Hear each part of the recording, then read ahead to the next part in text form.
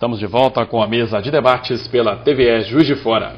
Fique ligado aqui na nossa programação. Às 5h35 da tarde você assiste à reprise deste programa e às 6h30 você fica bem informado com as notícias de Juiz de Fora e região com o Jornal da TVE.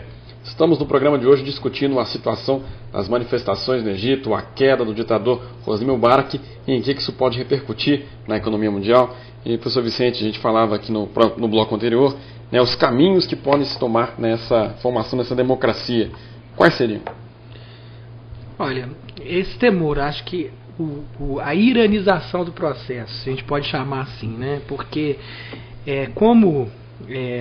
os muçulmanos, eles são maioria e é justamente aqueles que mais vêm sofrendo com a pobreza, eles têm, né, se organizado.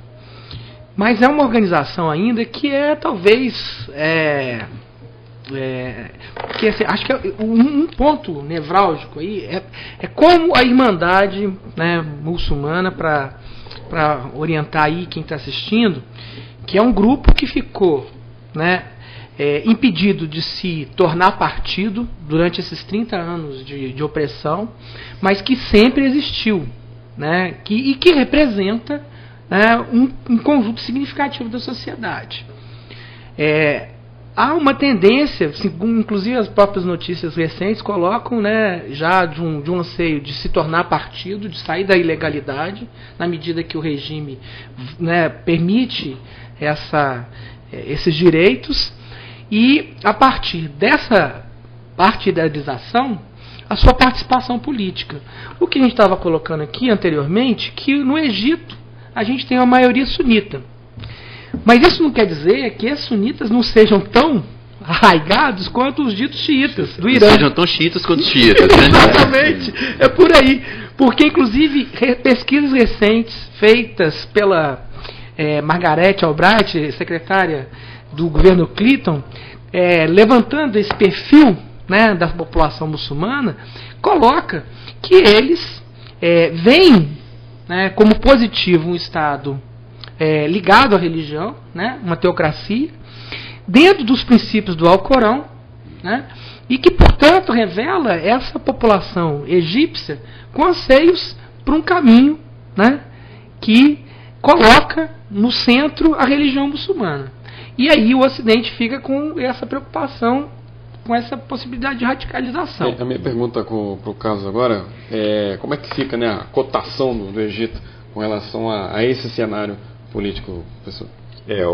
A grande expectativa, como eu disse anteriormente, é de qual será a política do Egito, primeiro social, em seguida, os seus novos gestores, qual será a política econômica adotada.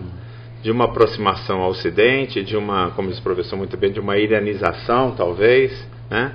Na verdade, a gente sabe também que a economia mundial ela se autorregula.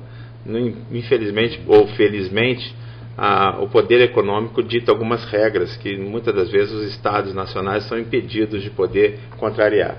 Então as transações internacionais são prioritárias, às vezes até internamente. Tivemos, né, um caso recente aqui na Argentina, né, só fazendo um paralelo, o país empobreceu 40% na época do Corraleito, mas as obrigações internacionais foram mantidas, que era o grande comum popular. A pergunta é quem será o gestor? Se a gente estivesse no Ocidente, perguntaria qual vai ser o ministro da Economia? Quem é o Manteiga, né, lá do Egito? Que ninguém conhece, inclusive, né? Eu confesso não sei o nome da classe política que gera a economia. A gente tem uma economia, muito bem falado pelo jornalista Aníbal aí, de um salário mínimo em torno de R$150 e poucos os têm. A maioria está abaixo disso. $150, perdão. $150 mês. Mês. Quer dizer, isso é policial, né? Então você não consegue ter nem as suas necessidades básicas atendidas, né? Agora, eu volto a falar, o mundo sempre está afim de oportunidades. Quer dizer, na hora que vislumbra-se um Egito, num estado caótico, numa necessidade de reformas físicas mesmo, estruturais, né? O professor que mesmo falou, muitos não têm água, quer dizer, questão de saneamento, onde você tem grandes investimentos, e aí talvez o Ocidente queira patrocinar esses investimentos, no sentido de ter uma maior presença dentro de um país equilibrado, como o professor também disse ali, né, um país equilibrado, apesar das suas distinções, né, eu acredito que vai ter um grande boom de investimento no Egito. Tem o canal de Suez ali também. E tem o canal de Suez, que é uma porta de comércio, né, do Oriente para o Ocidente. A preocupação aí, a questão com Israel, e Israel deve estar muito atenta nesse ponto, que existia um equilíbrio realmente, equilíbrio esse mantido, no meu modo de ver, pelo Ocidente, já que o grande interesse comercial é o Ocidente. Temos hoje China, Indonésia, os países asiáticos também utilizando muito essa passagem, mas assim, toda a guerra, né, que gerou toda aquela pós-guerra, uma harmonia e uma responsabilidade de ambas as partes, troca de territórios e tudo, fez com que Israel e Egito tivessem uma paz que não é encontrada com outros países árabes. Agora, esse efeito dominó, que está me chamando muita atenção, até em termos de política internacional, é que esse efeito dominó pode gerar duas situações, uma terceira, mas duas situações me parecem bem claras. Ou um sitiamento do Irã, à medida em que você tem um processo como o Ocidente quer de redemocratização, não é?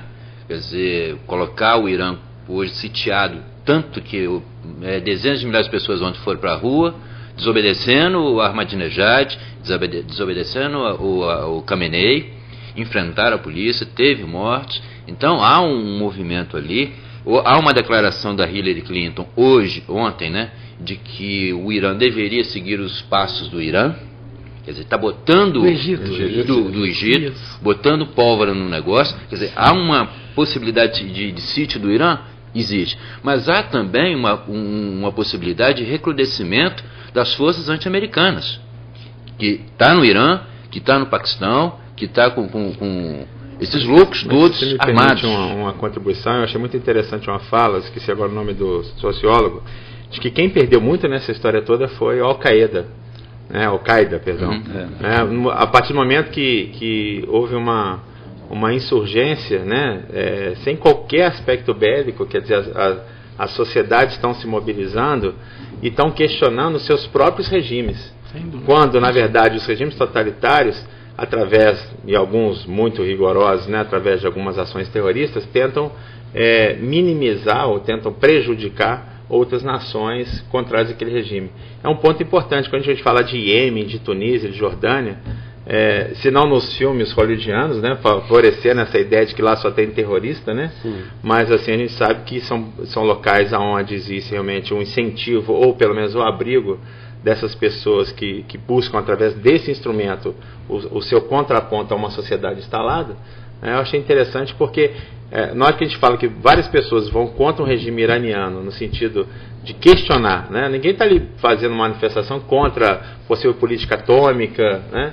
E ao mesmo tempo também eu acredito que não podemos ser tão românticos de achar que vai ter muito insuflar, os Estados Unidos vai insuflar muito essas minorias, né, esses regimes, para que possa ter ganhos econômicos, né? Na verdade, se você tira um Irã, como foi feito no Iraque, o domínio do Iraque, o domínio do petróleo daquela região é extremamente estratégico. Mas o Irã, querendo ou não, é uma força nuclear. Com certeza. Não, com isso certeza. que incomoda aumenta um equilíbrio. Eu só queria trazer assim, dentro do que está se colocando, acho importante, porque, ao meu ver, o Irã ganhou com esse movimento. Por quê? De certa maneira, a questão de que, por exemplo, primeiro caiu Saddam Hussein, que era contrário ao Irã. E agora, o que acontece? Um enfraquecimento da presença dos Estados Unidos na região. Sim. Então, se você for olhar por esse aspecto da correlação de forças, a questão principal, acho que hoje, para o Irã, mais até que um sitiamento, como você colocou, que eu acho que é como o Irã vai lidar com essa questão interna. E é o que está se colocando. Eles não estão querendo acabar com o modelo religioso ou reivindicando uma outra política anti-imperialista. O que eu acho que essa sociedade deseja é justamente poder participar do processo político, né? A Turquia é um outro país que, em relação ao mundo árabe, ela vai ganhar, eu acredito, no maior protagonismo. Porque hoje o que a Turquia representa? Ela representa um papel que o Egito poderia estar fazendo. Ela pode estar representando esse mundo lá árabe em termos dessa importância, e não sei se é fato, mas me parece que esse modelo turco, vamos dizer assim, apesar do passado, né, colonialista, é mais popular para os egípcios do que o modelo iraniano. Não é? Não sei se isso é mais uma percepção efetiva. É uma visão mais ocidentalista também da Turquia. Só tem que fazer aqui uma pausa na nossa discussão, fazer o nosso último intervalo aqui na mesa de debates. No próximo bloco vamos encerrar a discussão, fazendo cada um dando aqui um ponto de vista sobre o que pode repercutir no mundo essas manifestações. Nós voltamos já já.